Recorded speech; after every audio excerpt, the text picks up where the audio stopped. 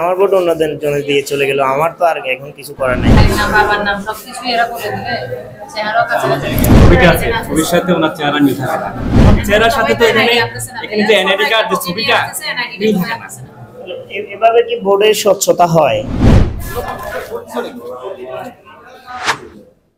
Vote আমি আগে আসি ভোট দিতে পারি নাই, এখন সেকেন্ড টাইম আসছি আমার ভোট আমি দিতে। জি, এখানে সবাই হচ্ছে আপনাদের গ্রামের, ঠিক আছে? আমি হচ্ছে ওটাই তো আমার গ্রামের পাবলিক যারা আছে তারা আমার ফেস চিনে, আলিয়াসগড় ইভেন কি আমার ওখানে ছবি এগুলো চিনার দরকার কথা আছে, কিন্তু আমার গ্রামের যারা তারা যদি অন্য কারোর মারফতে দেয় এটা তো আমার কিছু করার নেই।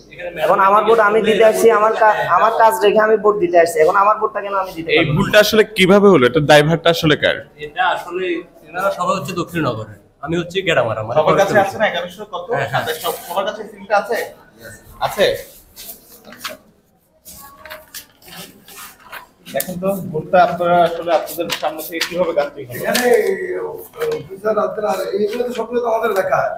এটা আর কি তো ভাইয়া আমাদের নাম সবাই বাঙালির ছেলে ভোট সিলগুলো যার নিজের এলাকার আমরা কত না এটা কি? এটা আচ্ছা আপনি কে প্লিজ বলবেন?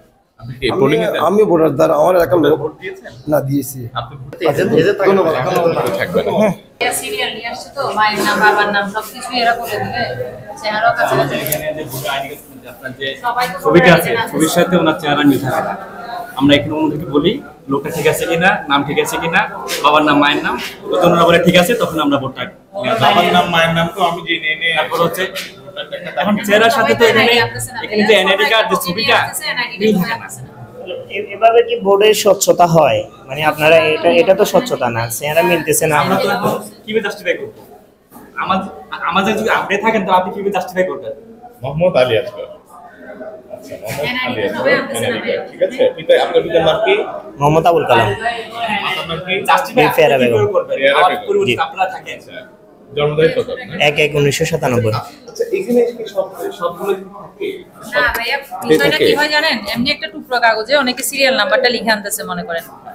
এবার ওনাকে আমরা নাম জিজ্ঞেস করতেছি, ওনার চেহারা দেখতেছি, তারপর ওনার বাবার নাম মায়ের নাম সে বলতেছে, তাহলে এটা এতটুকুই হচ্ছে আমরা জাজ করতেছি, কারণ প্রত্যেকে এনআইডি কার্ড আনতেছে না। চেহারা মিলাচ্ছি কিন্তু বরাবর তো মিলে না ভাই, এটা আমি ওনাদের সাথে আলোচনাও করি যে ওনাকে বাড়িতে চিনেন কিনা, এটা কিনা এই লোকটাকে আপনি চিনেন কিনা, কারণ আমরা তো এই এলাকার না, চিনেন কিনা? যদি ওনারা চিনে থাকে বলে হ্যাঁ ঠিক আছে, মানে উনি বিয়ে করেন, সবার জন্য কি এজেন্ট আছে, এজেন্ট যখন বলবে যে ঠিক আছে তখন আমরা ওনাকে ভোট দেওয়ার জন্য অনেকজনকে অলরেডি ফেরত দেওয়া হয়েছে, প্রায় 10-12 জনকে এইভাবে ফেরত দেওয়া হয়েছে এই সমস্যাটার কারণে। এখন সমস্যা যে ওনারা ছোট একটা কাগজে যা সিরিয়ালটা নিয়ে আসতেছে, এখন মনে করেন এখান থেকে যদি কেউ বলে দেয় যে বাইরে এই জিনিসটা নাম্বার হয় নাই, ভোট হয় নাই, নাম এটা, বাবার নাম এটা, মায়ের নাম এটা, ইজিলি লিক হয়ে যাচ্ছে। আসলে বলার কি আছে? সিদ্ধান্ত বা পরামর্শ কি? আপনাদের পরামর্শ বা আপনাদের কথা কি? আপনি স্যার সাথে কথা বলতে পারেন। ওনার ভোটটা আপনি এখন কি বলতে চান?